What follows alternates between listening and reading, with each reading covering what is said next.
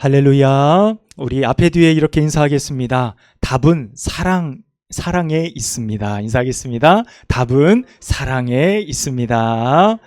네, 감사합니다. 하나님이 우리들에게 주신 많은 축복이 있습니다. 여러분 믿으십니까? 네, 우리가 느낄 때만 사실 아멘하고 하나님 감사합니다 하지만 사실 하나님이 우리의 삶에 보이지 않는 축복들을 거두어 가시면 하나님 앞에 살 자가 없죠.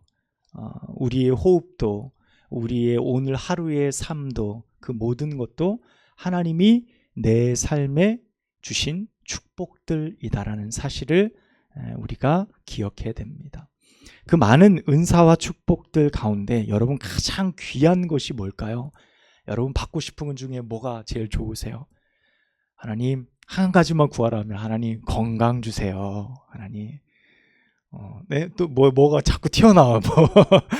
집사님 뭐예요? 사랑. 사랑 달라고.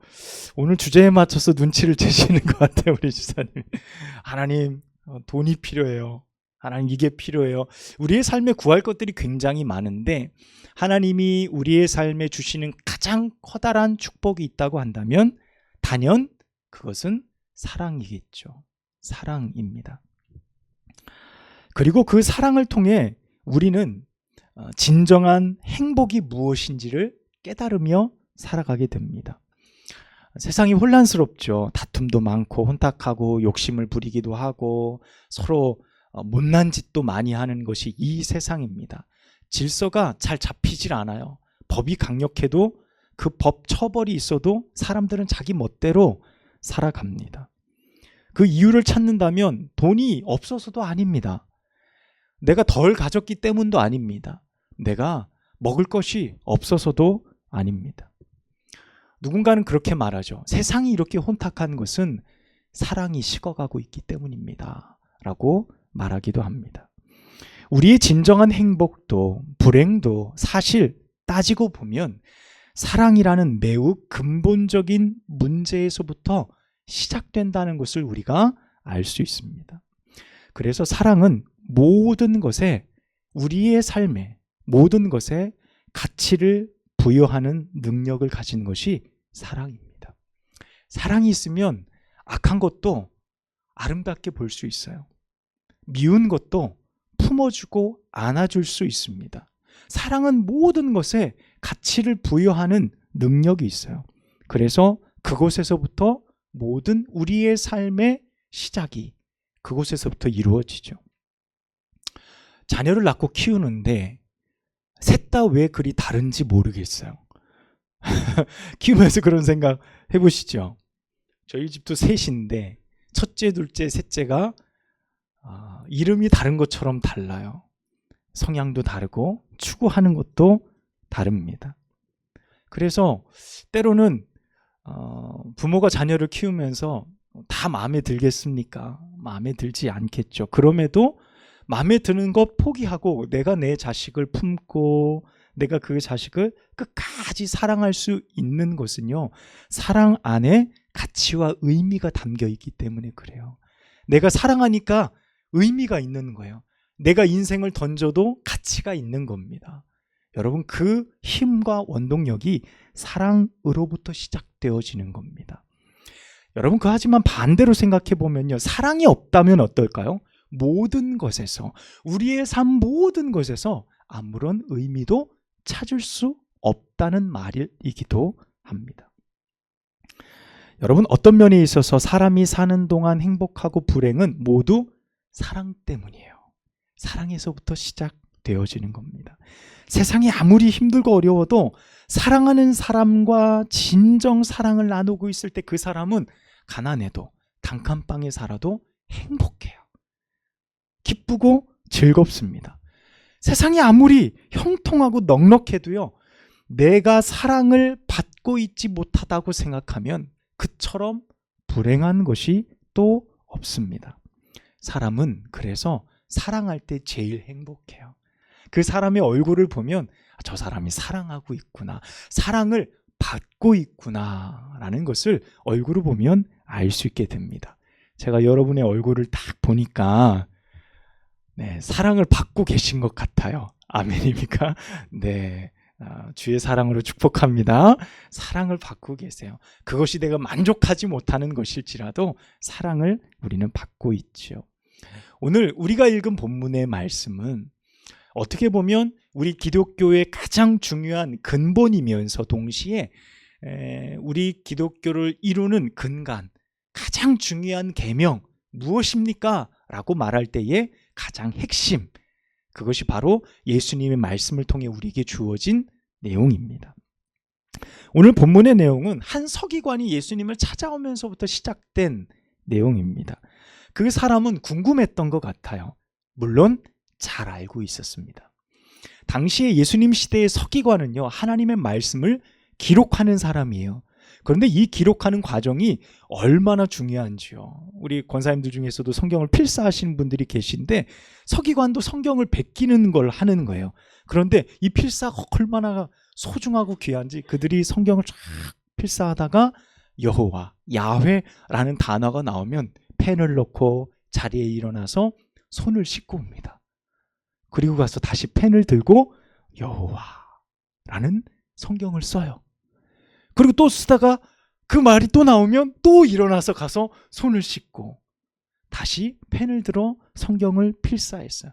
얼마나 많은 필사를 했을까요? 얼마나 정성과 마음을 기울여서 필사했을까요? 그가 예수님의 이 말씀을 몰랐을까요?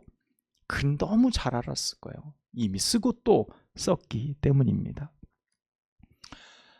그런데 그 본질상 어떤 의미인지를 물어보고 싶었어요. 오늘 본문의 말씀에 보니까 예수님께서 회당에서 사람들에게 말씀을 너무 잘하시는 걸 보고 이 서기관이 질문하고 싶었습니다.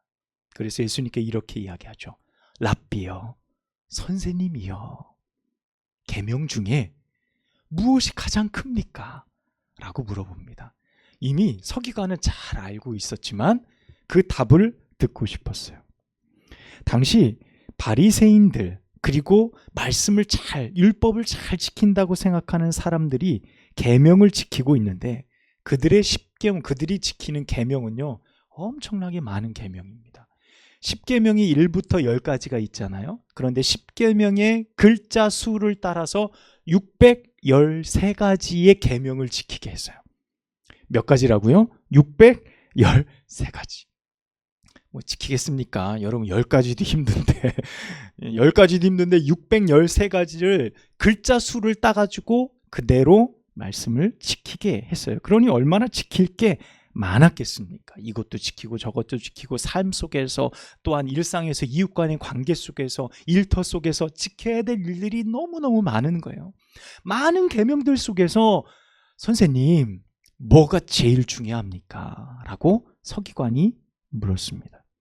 그때 그 질문에 예수님께서 오늘 29절에서 30절 말씀까지 먼저 이야기를 하십니다. 예수께서 대답하시되 첫 번째는 이것이니 이스라엘아 들으라 주 곧 우리 하나님은 유일하신 주시라. 이렇게 말씀을 시작합니다.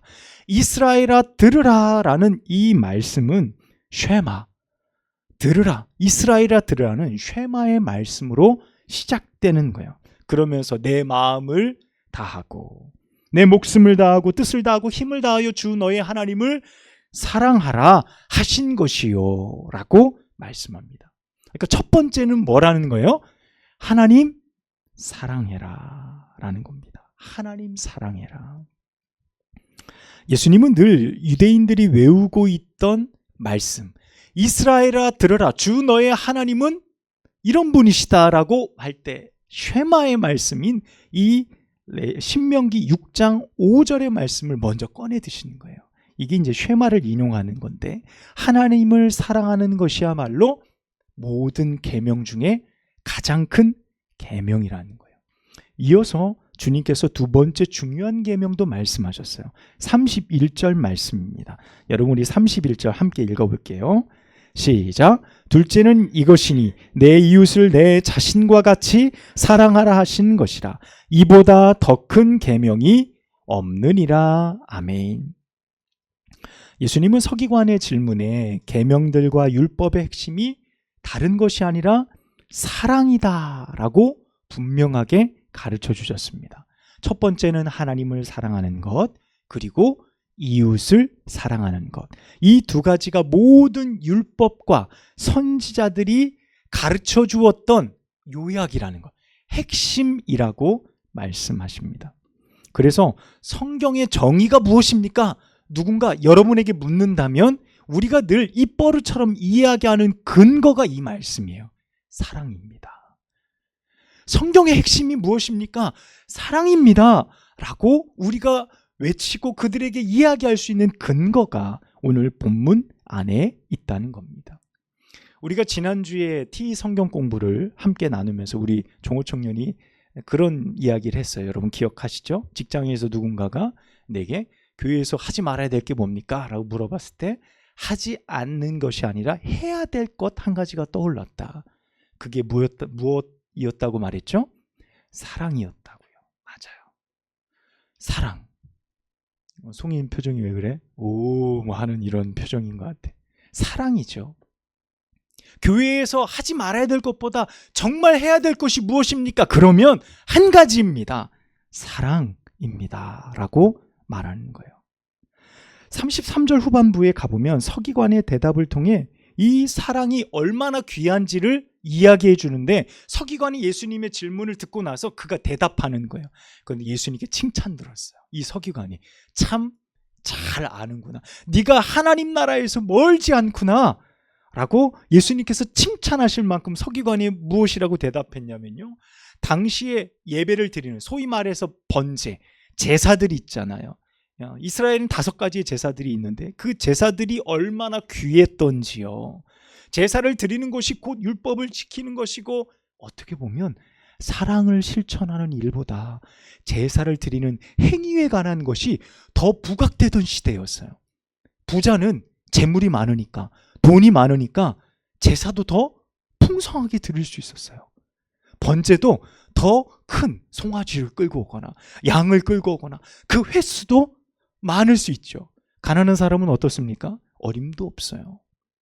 그런 외형적인 형태들을 볼 때는 제사, 번제가 얼마나 그 사람들의 삶에 위대한 것이 됐겠어요. 그런데 이 서기관이 뭐라고 말합니까? 우리가 드리는 모든 전체에 드리는 번제나 수많은 예배, 내가 드리는 예물, 그 모든 것을 다 합쳐도 가장 귀한 것은 사랑입니다 라고 이 사람이 이렇게 대답했어요. 그때 예수님께서 지혜롭게 대답하는 그 서기관의 모습을 보고 칭찬하시는 거예요. 야, 네가 하나님 나라에서 멀지 않도다 라고 예수님께서 말하세요. 자, 오늘 본문을 통해서 우리가 발견해야 될 것은 2가지입니다. 첫 번째는 하나님을 사랑하는 겁니다. 여러분, 우리가 정말 하나님을 사랑하고 있을까요? 우리는 정말 하나님을 어떻게 사랑하고 있을까요? 우리는 말로 하나님 사랑합니다 라고 말할 때가 있어요. 고백할 때가 있습니다. 여러분, 그 고백만으로 충분할까요? 여러분, 그 고백도 귀해요. 우리가 말로, 우리가 직접 우리의 입을 통해서 하나님을 사랑한다고 고백하는 것, 아버지 하나님 사랑합니다 라고 고백하는 것은 귀한 고백이 아닐 수 없습니다. 거기에 더해서 오늘 본문의 말씀은 뭐라고 말씀하십니까? 그 사랑의 구체적인 기준을 우리에게 말씀하고 계세요. 여러분, 그 기준이 어떤 겁니까? 오늘 말씀을 한 번 더 볼까요? 30절, 내 마음을 다하고 목숨을 다하고 뜻을 다하고 힘을 다하여 주 너의 하나님을 사랑하라 하신 것이다. 여러분, 마음 다하고 뜻 다하고 목숨 다하고 내 모든 온 힘을 다해서 하나님을 사랑한다라는 표현, 그것이 하나님을 사랑하는 전제, 구체적인 기준이라고 한다면 하나님을 어떻게 사랑하라는 거예요? 모든 것을 다해서, 내가 가진 모든 것을 다해서 하나님을 사랑해라 라는 기준을 우리에게 예수님께서 말씀해 주셨습니다. 여러분, 목숨보다 귀한 게 어디 있습니까? 우리 성경의 번역이 참 귀해요. 다른 해외의 다른 번역본들은 목숨이란 말이 들어가지 않는다 그래요. 그런데 우리나라에서 한자로 이 한글 성경을 번역할 때 이 부분에 목숨, 생명을 넣었어요. 하나님을 이렇게 사랑해야 된다는 거예요. 그러니까 우리의 신앙에 있어서는 어떻게 보면 대단한 거죠. 목숨을 걸고 하나님 사랑하는 거예요. 우리의 신앙의 모습이. 그러니까 모든 거죠. 내 목숨을 거는데 들지 못할 것이 무엇이냐는 거예요. 여기에서 마음, 지정의를 뜻하죠. 인격인 거예요. 목숨, 우리의 생명을 뜻합니다. 뜻, 우리의 뜻을 다하여는 우리의 삶의 목표와 내가 가진 삶의 방향과 목적을 다하는 힘은 어떤 겁니까? 내가 살아가는 원동력이라고 할 수 있어요. 그러니까 여기에 표현되어진 마음, 목숨, 뜻, 힘, 이것은 우리 인생의 전부예요. 내 인생의 전부를 걸어서 하나님을 사랑하라 라고 말씀하고 계신 겁니다. 여러분, 정말 우리가 하나님을 사랑하는데 우리의 인생을 전부를 걸어 하나님을 사랑하는 것이 그만큼 중요한 것입니까? 정말 우리가 그렇게 하나님을 사랑해야 될까요? 라고 누군가는 질문할 수 있습니다. 그냥 제가 이 세상 무엇보다 하나님을 가장 좋아할게요. 대신 내 인생에서 요거는 건드리지 마세요. 내가 하나님 앞에 그렇게 타협하며 신앙생활 할 수도 있어요. 내가 다 걸지는 못하지만, 내가 내 목숨을 다 걸지는 못하지만 요 정도까지는 내가 하나님 앞에 다른 사람들보다는 내가 하나님을 조금 더 위에 드릴게요. 그렇게 생각하는 사람도 있습니다. 왜 굳이 목숨 걸면서 하나님 사랑해야 됩니까? 라고 말할 수도 있습니다. 하지만 성경은 우리에게 그 이유를 말해줍니다. 왜 우리가 하나님을 목숨을 걸고 사랑해야 될까요? 하나님이 당신의 생명을 걸고 우리를 사랑하셨기 때문입니다. 당신의 외아들 예수 그리스도를 우리 가운데 먼저 허락하셨기 때문에 그 사랑을 우리가 받았으니 우리도 하나님을 목숨 걸고 사랑하는 거예요. 먼저 나를 사랑하셨으니 우리도 하나님을 그렇게 사랑하는 것입니다. 여러분, 그 명령이 결코 무게가 있거나 우리로 하여금 힘들게 하는 명령이 결코 아니라는 사실입니다. 자식을 키워보면 그 자녀가 부모를 진심으로 사랑하는지 존경하는지 알 수 있어요. 이 아이가 용돈 때문에 내 말을 듣는지, 이 아이가 진실로 나를 사랑하는지 말입니다. 자녀가 부모를 사랑하고 존경하는 것은요, 부모가 많은 재산을 가지고 있기 때문이 아니에요. 부모가 좋은 직장을 다니고 사회적 지위가 높기 때문이 아닙니다. 여러분, 용돈 많이 줘서 그 아이 편한 거 내가 다 사준다고 그 아이가 나를 사랑하고 존경하지 않습니다. 내 아이가 나를 사랑하고 존경하는 것은요, 부모가 진심으로 내 아이를 사랑했기 때문에 아이가 사랑하는 거예요. 여러분, 이 말은 어떤 겁니까? 그 사랑을 보고 배우는 거예요. 그 사랑을 배운 거예요. 부모의 사랑, 부모의 희생, 자녀를 위해 살아가는 부모의 그 모습을 보고 그 아이가 부모의 형편이 어떻든 간에 사랑하고 존경하는 거예요. 먼저 사랑을 배우고 받은 자가 사랑할 수 있습니다. 여러분, 이 사실 우리가 기억할 때 하나님이 우리를 먼저 사랑하셨기에 우리도 주님을 사랑하는 것입니다. 여러분, 그러면 예수님께서 가르쳐 주신 두 번째 계명이 무엇입니까? 내 이웃을 내 몸과 같이 사랑하라 라는 겁니다. 여러분, 그런데 흥미있는 것은요, 서기관이 제일 큰 계명만 물어봤어요. 선생님, 제일 큰 계명이 뭡니까? 하나님 사랑하는 거다? 이렇게 끝내면 되는데 예수님이 덧이어서 둘째도 이와 같으니, 그와 같으니 내 이웃을 내 몸과 같이 사랑하라 라고 주님께서 말씀하셨습니다. 그러니까 주님이 우리에게 말씀하신 사랑은 어떤 위아래, 첫 번째는 이것이고 두 번째는 이것이다라고 순서적으로 나누었지만 같은 의미, 동일선상에서 하나님을 사랑하는 것과 이웃을 사랑하는 것은 모든 그리스도인들이 반드시 해야 될 하나님의 명령이라는 거예요. 하나님을 사랑하는데 이웃을 사랑하지 않는 것은 그 사랑이 병들었다는 뜻이에요. 그 사랑이 온전치 못하다는 뜻입니다. 나는 그렇게 좋아하는데 하나님 사랑하는 건 뭔가 부족해. 이것도 병들었어요. 균형이 맞지 않죠. 그래서 예수님께서 그 부분을 우리에게 너무도 명확하게 말씀하십니다. 요한일서 4장 11절 12절에 가보면 우리가 어떻게 사랑해야 될지 그 사랑에 대한 조건이 나옵니다. 한번 여러분 들어보시기 바랍니다. 사랑하는 자들아, 하나님이 이같이 우리를 사랑하셨은즉 우리도 서로 사랑하는 것이 마땅하도다. 어느 때나 하나님을 본 사람이 없으되 만일 우리가 서로 사랑하면 하나님이 우리 안에 거하시고 그의 사랑이 우리 안에 온전히 이루느니라. 아멘. 이렇게 말씀하십니다. 또 계속해서 20절에 보면 누구든지 하나님을 사랑하노라 하고 그 형제를 미워하면 이는 거짓말하는 자니 보는 바 그 형제를 사랑치 아니하는 자가 보이지 않는 바 하나님을 사랑할 수 없느니라 말씀하십니다. 이 말씀을 들으면 어떤 거죠? 하나님을 사랑하는 것과 이웃을 사랑하는 것은 분리되어져 있지 않다는 거예요. 두 가지가 연결되어져 있음을 우리 가운데 말씀해요. 자, 그러면 점검할 수 있겠죠. 내가 하나님을 사랑하고 있는데 내 형제, 내 남편, 내 아내 미워. 미워 죽겠어. 그러면 내 사랑이 문제가 있는 겁니다. 점검하실 수 있어요. 내가 내 가족은 끔찍하게 아껴. 그런데 하나님 사랑하거나 신앙생활하는 거는 엉망이야. 그러면 문제가 있는 거예요. 내 사랑이 잘못되어져 있는 거예요. 여러분, 우리가 이것을 통해서 점검해 볼 수 있는 겁니다. 자, 그렇다면 이웃 사랑 어떻게 할까요?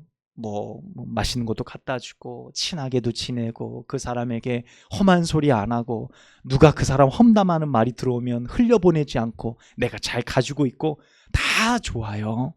근데 예수님께서 정해주신 중요한 기준이 있습니다. 여러분, 그 기준이 뭡니까? 내 이웃을 내 몸과 같이 사랑하라. 이것도 어렵네. 이것도 어렵네. 이렇게 생각할 수 있어요. 목숨을 다해 하나님 사랑하라. 야, 쉽지 않은데 내 몸과 같이. 야, 이것도 어렵네. 왜냐하면 같은 기준에 있기 때문에 어려울 수 있습니다. 여러분, 이 말씀은요, 레위기 19장 18절을 예수님께서 인용해 오신 말씀이에요. 말씀을 읽어드릴게요. 원수를 갚지 말며 동포를 원망하지 말며 이웃 사랑하기를 내 몸과 같이 하라. 나는 여호와니라. 이 말씀입니다. 레위기는 여러 가지 제사법들이 나오고 이웃 간의 분쟁 가운데서 너희가 이렇게 해라 라는 하나님의 법이 거기 가운데 기록되어져 있거든요. 거기에 이웃을 사랑하기를 어떻게 하라는 거예요? 내 몸과 같이 사랑하라는 거예요. 여러분, 이웃을 사랑하는 소극적인 방법이 있어요. 이웃을 사랑할 수는 있는데 소극적으로 사랑하는 방법이 있습니다. 어떻게 하면 될까요? 말씀으로 따지자면 형제를 미워하지 않으면 돼요. 미워하는 마음이 드는데 사랑은 못하겠고 미워하지 않은 정도만 내가 갖는 거예요. 내가 이제부터 미워하지 말아야지. 사랑 거기까지는 난 안 돼. 이렇게 생각하는 소극적인 방법이요. 적당한 타협이죠. 이렇게 할 수 있어요. 원수를 갚지 말라라고 말씀하셨어요.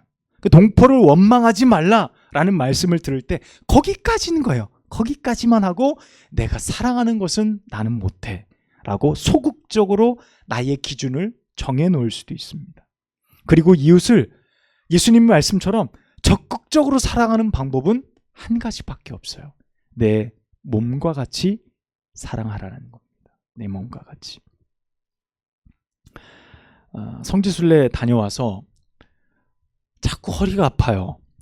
그래서 왜 그런가 생각하면 엘리베이터 사고 때문인가? 계속 그래요. 아무 이유가 없어요. 자고 일어났더니 허리가 아파. 그래서 한 주 또 누워있다가 또 일어났다가 또 나았다가 또 지난주 또 아팠다가 계속 한 2주 정도 계속 그랬어요. 그래도 하나님의 은혜로 얼마나 하나님의 은혜가 놀랍냐면요. 설교할 때는 멀쩡하게 해주세요.